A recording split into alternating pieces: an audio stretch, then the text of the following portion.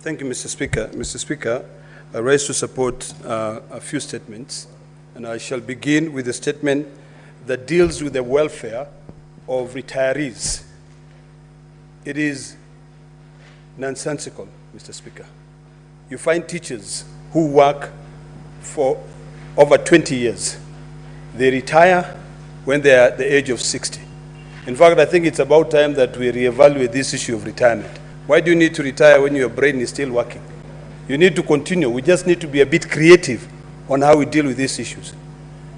My own sister called me last week, told me that she retired in 2022, and until today, she has not been able to receive her pension. Mr. Speaker, this House has an opportunity now to be able to reevaluate the role and functions of these retirement benefit firms. We have companies like Lab Trust. We have companies like Lab Fund. We have retirement schemes. And when you look at what their core business is right now, is to invest in real estate. They are building houses all over. They are engaging in deals with county governments where they are now saying, if county government, you have not paid us because this House has negated his role of protecting Kenyans by ensuring that any piece of legislation we draft here includes huge penalties, interest.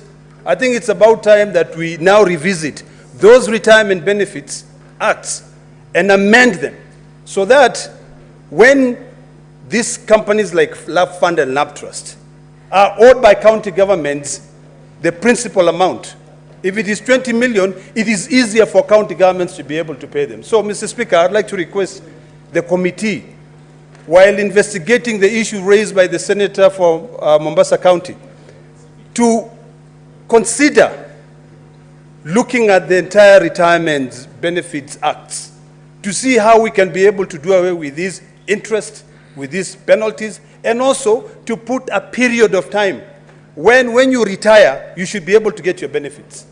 There's no reason why, when you leave, you now start coming to Parliament to beg the parliamentary office to pay you your pension or your gratuity. This is something which should be automatic. That money is being used to invest. Right now, Mr. Speaker, the richest farms in these countries include Lab Fund and Lab Trust. Why should they be, carrying billions and billions of shillings, yet they cannot pay teachers? Now, Mr. Speaker, for a teacher to be able to get their benefits, they have to call TSC. TSC will spend hours going through their files, and then finally, when the file is complete, it is forwarded to Treasury. Last week, Mr. Speaker, I had to call the head of accounting in Treasury to follow up on one teacher to say, why haven't you paid her dues? Why are they keeping all those files? You worked. When you are working, you are paying. This is your money, which was being deducted for you. So, Mr. Speaker, in fact, now the law should be recrafted in a way that if Treasury delays in paying the retirees their benefits or their pension, they should start paying interest.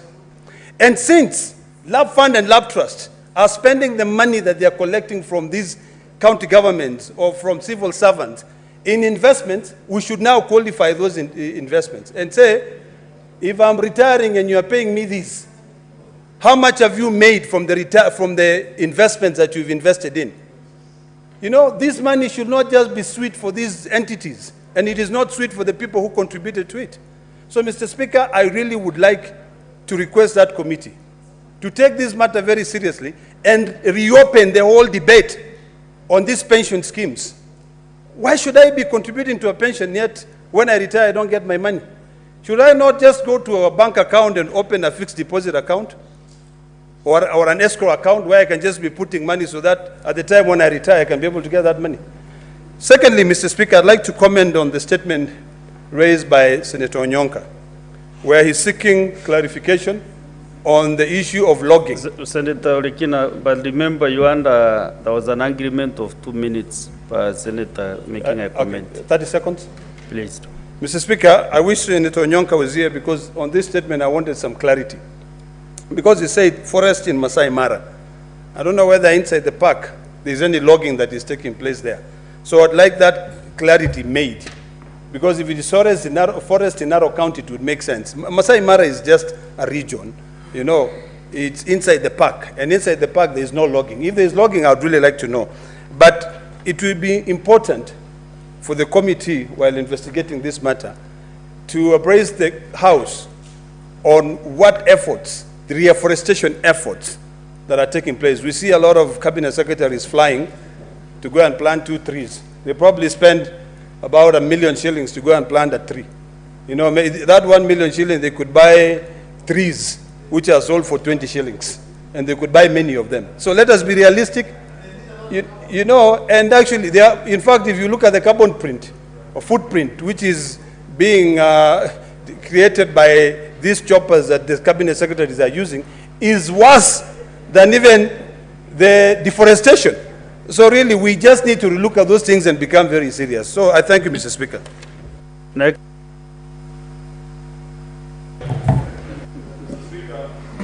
Mr. Speaker, I have a comment.